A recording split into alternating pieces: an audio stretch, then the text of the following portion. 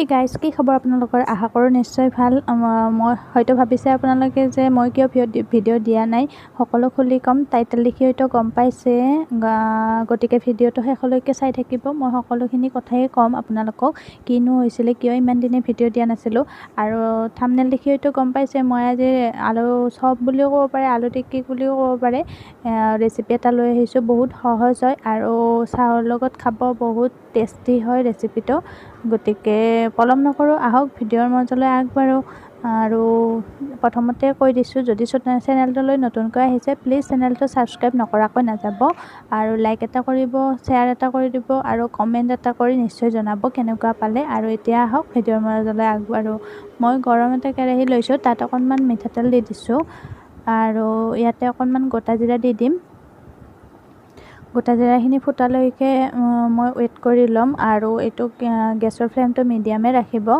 মই আৰু লৈছোঁ ইয়াতে আদা নহৰু জলকীয়াৰ পেষ্ট ইয়াতে জলকীয়া দিয়া আছে কেঁচা জলকীয়াখিনি যে দেখিছে সেইখিনি আপোনালোকে স্কিপো কৰিব পাৰে কোনো কথা নাই কিন্তু অকণমান জ্বলা হ'লে আলু চপত খাই ভাল লাগে আৰু ইয়াতে লৈছোঁ সৰু সৰুকৈ আদা কাটি লৈছোঁ এইখিনিও দি দিব আৰু পিঁয়াজ অকণমান মিহি মিহিকৈ কুটি লৈছোঁ মই এফাল লৈছোঁ আপোনালোকে যদি আলু চপৰ পৰিমাণ বঢ়াই দিয়ে তেতিয়াহ'লে এইখিনি আপোনালোকৰ প্ৰয়োজন অনুসৰি বঢ়াইও ল'ব পাৰে সেইটো কোনো কথা নাই এইখিনি অকণমান দেৰি ভাজিব লাগিব যেতিয়ালৈকে আদা নহৰুৰ কেঁচা গোন্ধটো নাযায় আৰু পিঁয়াজখিনি অকণমান গল্ডেন ব্ৰাউন হৈ নাযায় মন কৰিব যে গেছৰ ফ্লেমটো যাতে মিডিয়ামে ৰাখে বেছি হাই কৰি নিদিয়ে নহ'লে জ্বলি যোৱাৰ চান্স থাকে আৰু মই লৈছিলোঁ দুটা আলু বইল কৰি সেইখিনি বাৰু নেদেখুৱালোঁ আৰু এইখিনি চাওক আলুখিনি এইখিনি পিটিকি লৈছোঁ ভালকৈ যাতে গোটা গোটা হৈ নাথাকে আৰু যিখিনি গোটা গোটা থাকে এনেকৈ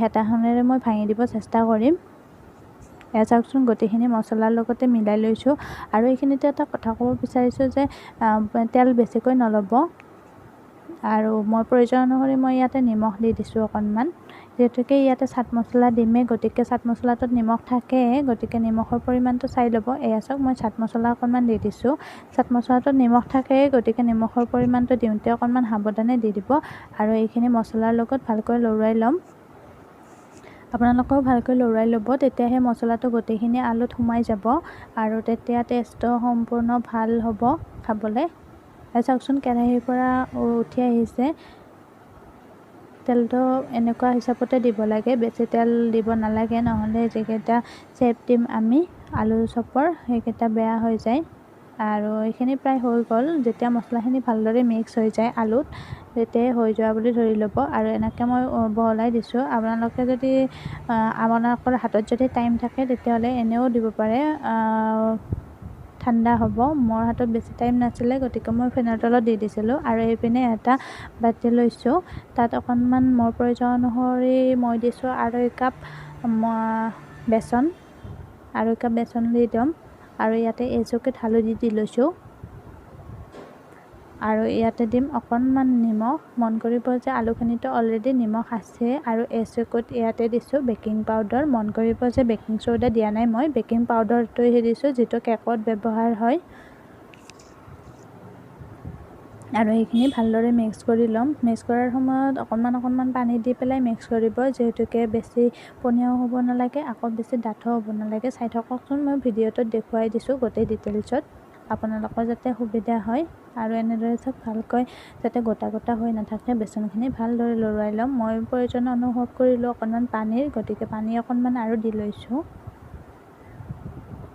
যিমানে লৰাব সিমানে বেছি ভাল হ'ব টেষ্টটো আৰু অকণমান মই পানী দি লৈছোঁ ইয়াতে প্ৰায় 5ৰ পৰা 6 চামুচমান পানী লাগিছে মোক আপোনালোকে সেইটো হিচাপত দি ল'ব আৰু এইপিনে চাওক আলুখিনি প্ৰায় ঠাণ্ডা হৈ গ'ল মই যেনেকুৱা চেপত বিচাৰোঁ সেনেকুৱা চেপতে আপোনালোকেও ল'ব পাৰে মই এইটো চেপত দি লৈছোঁ কেইটামান আৰু কেইটামান চাই যাওকচোন কেইটামান এনেকুৱা চেপত দি লৈছোঁ আপোনালোকে যোনটো ভাল পায় সেইটোৱে দিব পাৰে কোনো কথা নাই চেপটোৰ লগত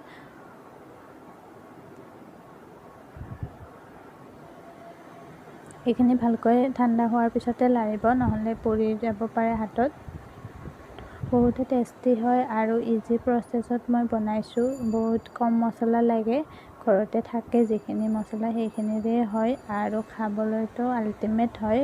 গাখীৰ দিয়া চাহৰ লগত খাই চাবচোন এনেকৈ।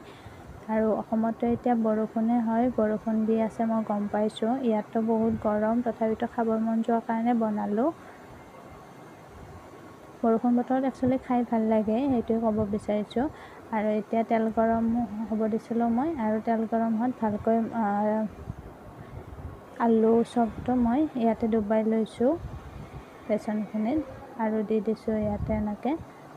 আৰু এনেকৈ আৰু এটা দি লৈছোঁ। আপোনালোকে যদি নোৱাৰে তেতিয়াহ'লে এটা এটাকৈ ফ্ৰাই কৰিব, কোনো কথা নাই।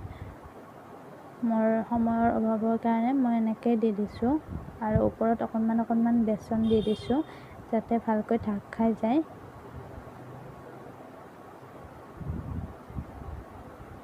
এইটো টাইমতো মন কৰিব যে গেছৰ ফ্লেমটো যাতে মিডিয়াম হৈয়ে থাকে, নহ'লে ওপৰৰ পৰা ৰঙচুৱা হৈ যাব আৰু তলৰ ফালে মানে ভিতৰৰ ফালে বেছি ভালকৈ বেচনখিনি সিজি নাহিব। আলুখিনিতো ভজায়ে আছে, সেইটো বাৰু কোনো কথা নাই।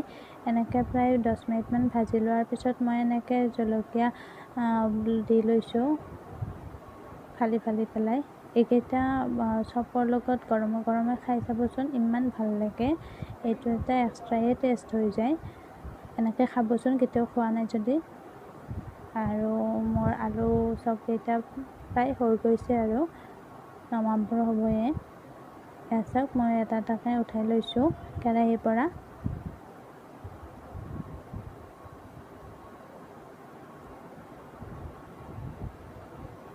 আৰু গেছৰ ফ্লেমটো অফ কৰি দিছোঁ। আৰু এয়া চাওক, আপোনালোকৰ আগত পৰিৱেশন কৰিছোঁ। ধুনীয়া লাগিছেনে দেখিবলৈ? খাবলৈও বহুত টেষ্টি হয়। মই জলকীয়াটোত অকণমান চাট মছলা আৰু নেমুৰ ৰস আতি দিছিলোঁ, সেইখিনি স্কিপ হৈ থাকিলে দেখুৱাব ৰৈ গ'ল, আপোনালোকে দি ল'ব।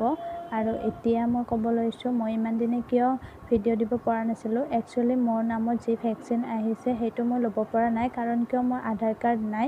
আৰু আধাৰ কাৰ্ড বনাবলৈ এনেকৈ মই সদায় আধাৰ কাৰ্ডৰ অফিচলৈ যাব লগা হৈছে। আৰু দিল্লীতো গৰমটো জানেই, 42ৰ পৰা 47লৈকে হৈ যায়। ইমান বেয়া লাগে গা, মোৰতো জ্বৰ উঠাৰ নিচিনা হৈ গৈছিলে। মূৰৰ বিষটো ক'বই নালাগে।